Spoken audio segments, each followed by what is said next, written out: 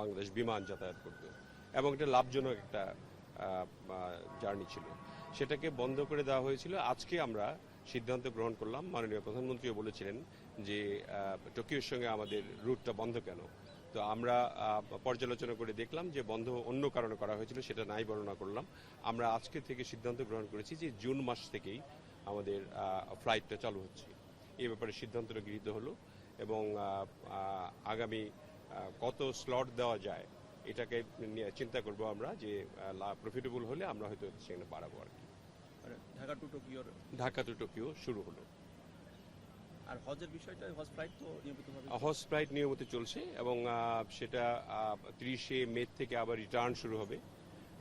তখন রিটার্নগুলি শুরু হলে আমাদের এবার তো বিমান দিয়েই করলাম সব, ইনশাআল্লাহ আমরা আশা করছি বিমান বহরে যুক্ত হবে অনেকগুলি নতুন বিমান এবং আমরা লিজ নেওয়ার চেষ্টা করতেছি।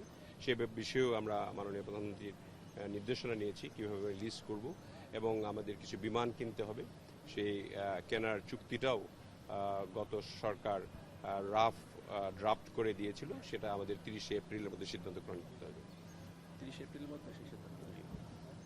সেক্ষেত্রে আশা করা যাচ্ছে কত কি নাগাদ বিমান আপনারা? আমরা ইনফ্যাক্ট বোয়িং 14টা কিনবো, আর আমরা ইতিমধ্যেই কথা বলছি এদের সঙ্গে, এয়ারবাসের সঙ্গে মিক্সড ফ্লাইট করার চিন্তা করছি।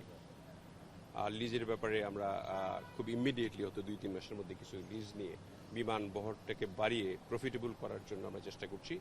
এখন আমরা ইতিমধ্যেই 2 মাসের আমরা চেষ্টা করে কিছুটা প্রফিটের দিকে আমরা চলে গিয়েছি ইতিমধ্যেই, কিন্তু আমরা একটা উল্লেখজনকভাবে যাতে আপনাদের বলতে পারি যে বিমান লস করছে না, বিমান ইজ প্রফিটেবল একটা ক্যারিয়ার। ধন্যবাদ।